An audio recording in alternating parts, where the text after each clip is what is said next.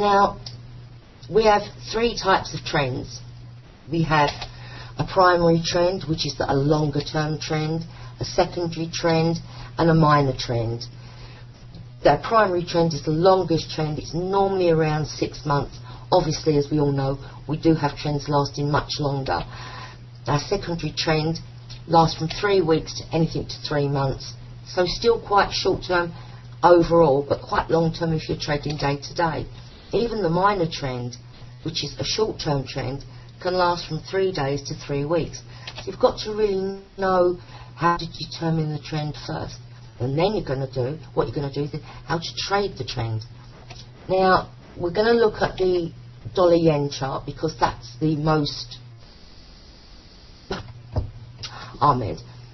Well, I know it moved down today, the sterling, but really in the big overall picture of things, it didn't really move that much. So, for the time being, we're still looking at the market going a bit sideways. Sterling is a bit messy, to be honest.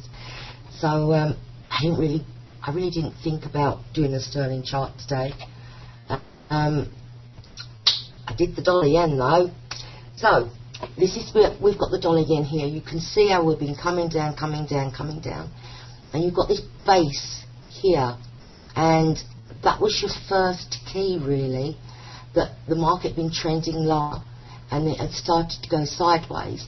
We broke up out of the downtrend, and you can see, look, we went straight through to the 38.2% Fibonacci retracement. Now, you can see that this is a break of a really good trend down, and even there, that's the downtrend. So you can see that we still have a ways to go. Within that big basing pattern, which is over here somewhere now, you can see it when it broke and made a trend, it started to rise, and we did a trend channel. We went above it, we accelerated, and we accelerated away. And this is how you can trade the trend. You need to buy a trend. There's two different things. You've got a trend line and a support line.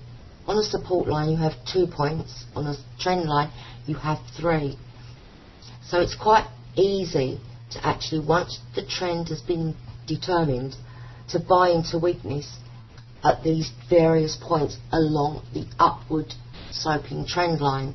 You can see that it's not just long term. I've done a Japanese yen chart here, very short term, as we'd say our short term trade, our minor trend. You can see when it started to break up, we come back, we tested the trend line, we come up, we tested the trend line again, we went to 94. You see here we stayed above the trend line. Well, we didn't. What we did is we come back down. We tested the trend line again, and this is where you would have been buying, because it's a low risk option, is to buy at the trend line, because your stops are quite specific, because here you would be selling or stopping yourself out below the trend line, also below the 61.8 Fibonacci level.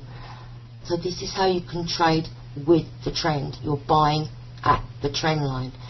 Now, if these trend lines coincide with another major technical tool that we use, great. You know, I personally use stochastics and Fibonacci levels, and you can see where they all coincided to actually buy the yen in the short term.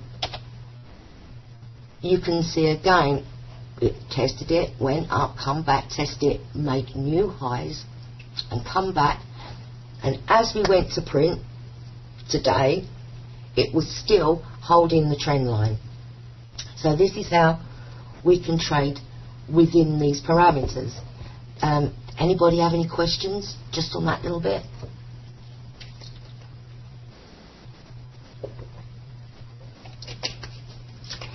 No, it doesn't have to be a 4-hourly. It doesn't have to be a 4-hourly chart. It can be any time frame. Done your 5-minute chart there. So, depending on how you are trading and what parameters you have to trade, whether you're a day trader, a scalper, it doesn't matter.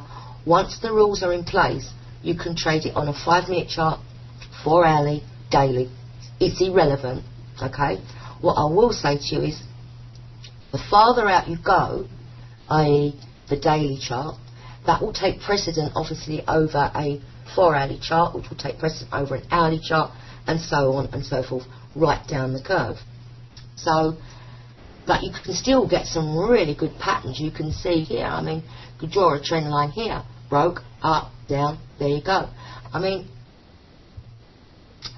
it is on the yen pairs, I totally agree, but that's why on the yen pair, I look at it from a different, I don't do it short term, you can't. You know, yesterday was the ideal day to go short. Sadly, I haven't got a chart of that on here because we're looking at trending markets today. There's all, we can do different ones, you know, in time to come. But yes, it is difficult to know. But if you're looking at it a little bit longer term, you see, whatever you're trading and whatever market you're in, you've got to know where the trend is. Because if you're just trading blindly and you're buying down at a level because it looks quite a good level to buy on the 5-minute chart, unless you are aware of what is going on around you and outside your parameters, you're going to come unstuck and you're going to be like, oh my God, you know, why has it done this? Well, if you go back and just take that little bit of time at the beginning of the week to find out where your primary, secondary, minor trends are, you can work a lot better within these parameters. Now, I've got a sterling, euro sterling, because obviously the euro has been quite flavour of the month recently. So I've got the euro sterling chart here. Again, we had been basing, I mean, this is a daily chart. If you looked at the weekly chart, you can quite, you know, significantly see the head and shoulder base formation. So us as technical traders were looking for this breakout. The trouble with us is, do we get in too soon?